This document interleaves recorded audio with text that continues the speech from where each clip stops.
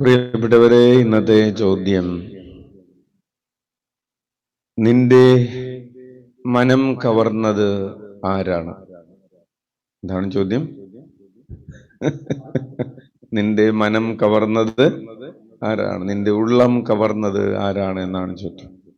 അച്ഛൻ ഇന്നലെ ഓടാൻ പോയപ്പോൾ കുട്ടികൾ ചോദിച്ചു, അച്ഛൻ മെസ്സിയാണോ റൊണാൾഡോ ആണോ? അച്ഛൻ പറഞ്ഞു, അച്ഛൻ റാപ്സനാണ്. അപ്പൊ അവർ പറഞ്ഞു, അതല്ല അച്ഛൻ ചോദിച്ചത്, അച്ഛൻ മെസ്സിയുടെ ആളാണോ റൊണാൾഡോയുടെ ആളോ? അതായത് അച്ഛൻ ചോദിച്ചു, നിങ്ങളൊക്കെ ആരുടെ ആൾക്കാരാണെന്ന് ചോദിച്ചു. അപ്പൊ കുറച്ചു പേര് ഓരോരുത്തരുടെ പേരുകൾ പറഞ്ഞു. അപ്പോ ചോദ്യം ഇതാണ്, അപ്പൊ എന്താണ് അച്ഛൻ ചോദിച്ചു, ഒരു കുട്ടിക്ക് മെസ്സി ഇഷ്ടമല്ല. അപ്പൊ അച്ഛൻ ചോദിച്ചു, അതെന്താണ് ഇഷ്ടമല്ലാത്തത്? മെസ്സി ഭയങ്കര ഫൗളാണെന്ന് പറഞ്ഞു. അപ്പൊ അങ്ങനെ ഓരോ കഥകള്. എന്തായാലും ചോദ്യം ഇതാണ്, നമ്മുടെ എല്ലാത്തിന്റെ ഉള്ളിലുള്ളത്, നിന്റെ ഉള്ളം കവർന്നിരിക്കുന്നത് ആരാണ് എന്നാണ് ചോദ്യം. നിന്റെ മനം കവർന്നത് ആരാണ്?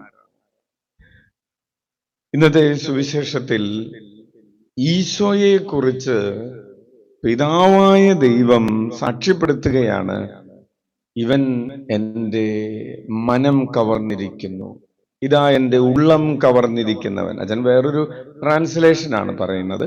നമ്മൾ വായിക്കുന്നത്, ഇവൻ എൻ്റെ പ്രിയപുത്രൻ എന്നൊക്കെയുള്ള ആ രീതിയിലുള്ള അതിൻ്റെ തന്നെ വേറൊരു വേർഷനാണ്. എന്താണ് പ്രിയപുത്രൻ? എനിക്ക് ഭയങ്കര ഇഷ്ടപ്പെട്ടവൻ, മൈ ഡാർലിംഗ് എന്ന് വേണമെങ്കിൽ പറയാം. അല്ലെങ്കിൽ ചില ആളുകൾ വേറെ വാക്കുകളൊക്കെ മലയാളത്തിൽ ഉപയോഗിക്കാറുണ്ട്. Hallelujah, hallelujah. അപ്പോൾ പറഞ്ഞു വരുന്നത്, പിതാവിന്റെ ഉള്ളം കവർന്നത് പുത്രനായ ക്രിസ്തുവാണ്. ഇനി പിതാവിന്റെ ഉള്ളം കവരണമെങ്കിൽ നമ്മൾ എന്തു വേണം? നമ്മൾ ആർക്ക് പ്രിയപ്പെട്ടവനായി തീരാനാണ്, അല്ലെങ്കിൽ നമ്മൾ ആർക്ക് പ്രിയപ്പെട്ടവളായി തീരാനാണ് പെടാപ്പാട് പെടുന്നത്? കേട്ടാ? അപ്പോൾ നമ്മുടെ ജീവിതത്തെ ദൈവത്തിന് പ്രിയങ്കരമായൊരു ജീവിതമായി മാറുമോ? അതൊന്ന്. രണ്ട്, നമ്മൾ ആദ്യം ചോദിച്ചതുപോലെ നമ്മുടെ ഉള്ളം, ഈശോ നമ്മുടെ ഉള്ളം കവരുന്നുണ്ടോ? ദൈവത്തിന്റെ പ്രവൃത്തി, ദൈവം നമ്മുടെ മനം കവർന്ന ഒരാളായി മാറുന്നുണ്ടോ എന്നതാണ്. അപ്പോൾ അതിനു വേണ്ടിയിട്ട് നമ്മൾ എന്ത് ചെയ്യണമെന്ന് വെച്ചാൽ, ഈശോ ചെയ്ത പ്രവൃത്തികളെ കുറിച്ച് ധ്യാനിക്കുമ്പോഴാണ് നമുക്ക് നമ്മുടെ മനം ഈശോയ്ക്ക് കവരത്തൊക്കെ പറ്റുന്നത്. ഈശോ നമ്മുടെ ഹൃദയം ടേക്ക് ഓവർ ചെയ്യണമെന്നുണ്ടെങ്കിൽ നമ്മൾ ഈശോയുടെ വാക്കുകൾ, ഈശോയുടെ പ്രവൃത്തികൾ ധ്യാനിക്കണം. അങ്ങനെ ധ്യാനിച്ചുകൊണ്ട് സുവിശേഷകൻ എഴുതുകയാണ്, അവൻ ചതഞ്ഞ ഞാങ്ങണ ഒടിക്കാത്തവനും പുകഞ്ഞ തിരികെടുത്താത്തവനുമാണ് എന്ന്. അച്ഛൻ ഇന്നലെ ശുഭരാത്രി വചന ശുശ്രൂഷയിൽ അതിനെക്കുറിച്ച് സുദീർഘമായി നമ്മൾ വിചിന്തനം ചെയ്തിട്ടുണ്ട്. ഇന്നലത്തെ ശുഭരാത്രി കേട്ടവരൊന്ന് കരമുയർത്താവോ? ഓക്കെ, സന്തോഷം. അപ്പോൾ ചതഞ്ഞ ഞാങ്ങണ പോലെ ആയിത്തീരുന്ന ചില ജീവിതങ്ങളുണ്ട്. എന്താണ് ചതഞ്ഞ ഞാങ്ങണ എന്ന് പറഞ്ഞാൽ? നമ്മൾ പറയില്ലേ, ചത്തേ ചരഞ്ഞ് എന്നൊക്കെ പറയുന്ന ഒരവസ്ഥയുണ്ടല്ലോ.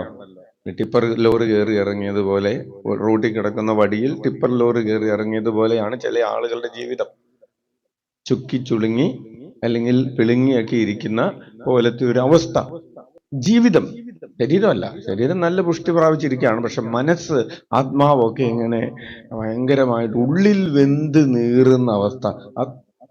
അതാണ് ചതഞ്ഞ ഞാങ്ങണ. അങ്ങനെയുള്ളവരെ ഓടിക്കാൻ എളുപ്പമാണ്, അല്ലെങ്കിൽ തന്നെ വിഷമിച്ചിരിക്കുകയാണ്. അപ്പോഴാണ് നിനക്ക് അങ്ങനെ തന്നെ വരണോടി എന്ന് പറയുന്നത്. ഹല്ലേലൂയ. അതാണ് ഈ ചതഞ്ഞ ഞാങ്ങളെ ഓടിക്കുന്നത്. നിനക്ക് ഇതൊന്നും വന്നാ പോരാ, ഇതൊന്നും വന്നാ പോരാ എന്ന് പറയുന്ന രീതിയിൽ ചതഞ്ഞ ഞാങ്ങളെ ഒടിക്കുകയാണ്, അല്ലെങ്കിൽ പുകഞ്ഞ തിരിയെ എന്ന് പറഞ്ഞ് ഊതിക്കെടുത്തുകയാണ്. പ്രിയപ്പെട്ടവരെ, ഈശോ അങ്ങനെയുള്ള ഒരാളല്ല. ഈശോ എന്താ ചെയ്യുന്നത്? ചതഞ്ഞു കിടക്കുന്ന ആളുടെ കൂടെ ഈശോ ചതയാത്ത ഒരു ഞാങ്ങണ, എന്താണത്? കുരിശ്. നേരെ നിൽക്കാൻ പറ്റുന്ന ഒരു തേക്കിൻ തടി പോലെ ഈശോ ചേർന്ന് നിന്നിട്ട് ഈശോയോടുകൂടെ വെച്ച് കെട്ടും. ചതഞ്ഞ ഞാങ്ങണ ഇനി ഒടിയുകയില്ല. കൈയടിച്ച് കർത്താവിന് നന്ദി പറയാം. ഈശോ നമ്മളൊക്കെ പല സമയങ്ങളിലും ഈ ചതഞ്ഞ ഞങ്ങളുടെ പോലെയാണ്. നമ്മളെ ഈശോ തന്റെ കുരിശിനോട് ചേർത്ത് കെട്ടിവെക്കുന്നത് കൊണ്ടാണ് നമ്മൾ ഒടിയാതെ നിൽക്കുന്നത്. നമ്മളുടെ ജീവിതം പലപ്പോഴും പുകഞ്ഞ തെരി പോലെ ഇപ്പൊ കെടും എന്നുള്ള രീതിയിൽ നമ്മളുടെ സ്നേഹം ഇപ്പൊ കെടും, നമ്മളുടെ ക്ഷമ ഇപ്പൊ കെട്ടുപോകും, നമ്മളുടെ സന്തോഷം ഇപ്പൊ കെട്ടുപോകും എന്നുള്ള രീതിയിലല്ലേ ചിലപ്പോഴൊക്കെ നമ്മുടെ സമാധാനം ആരെങ്കിലും കണ്ണു തുറപ്പിച്ച് നോക്കി അപ്പൊ കെട്ടുപോകും എന്നുള്ള രീതിയിൽ നിൽക്കുന്ന നമ്മെ അത് കെട്ടുപോകാതെ, എന്ത് പ്രശ്നം ഉണ്ടെങ്കിലും മിസൈല് വന്ന് വീണാലും അത് കെട്ടുപോകാത്ത രീതിയിൽ ഈശോ കത്തിജ്വലിക്കുന്ന ദീപമായി ഈശോയോടുകൂടെ നമ്മെ ചേർത്ത് കെട്ടുകയാണ്. അങ്ങനെ ചേർത്ത് കെട്ടുന്ന ഈ ദിവ്യബലിയിൽ നമ്മെ തന്നെ ഈശോയ്ക്ക് സമർപ്പിക്കാം. ഈശോ നമ്മുടെ മനം കവരുകയാണ്. ഈശോയുടെ ജീവിതം നമ്മുടെ മനസ്സിനെ കവരുകയാണ്. നമുക്ക് നമ്മെ തന്നെ സമർപ്പിച്ചുകൊണ്ട് പ്രാർത്ഥിക്കാം. നമ്മുടെ അനുദിന ജീവിതത്തിൽ ഈശോയിലേക്ക് ഹൃദയം തിരിക്കാതെ പോയ സമയങ്ങളെ ഓർത്ത് അനുതപിക്കാം. കരങ്ങൾ ഉയർത്തി 21 പ്രാവശ്യം ഉച്ചത്തിൽ ഈശോനാമം വിളിക്കുമ്പോൾ നമ്മുടെ പാപം മൂലം വിരൂപമാക്കപ്പെട്ട ഈശോയുടെ തിരുമുഖം നമ്മൾ നമ്മുടെ ഹൃദയത്തുമാല കൊണ്ട് തുടയ്ക്കുകയാണെന്ന് മനസ്സിൽ ധ്യാനിച്ച് നമ്മുടെ ആത്മാവിൽ നഷ്ടപ്പെട്ടു പോയ ദൈവിക ഛായയും സാദൃശ്യവും നമുക്ക് തിരികെ ലഭിക്കുകയാണെന്ന് മനസ്സിൽ കണ്ടുകൊണ്ട് 21 പ്രാവശ്യം ഈശോനാമം വിളിക്കാം.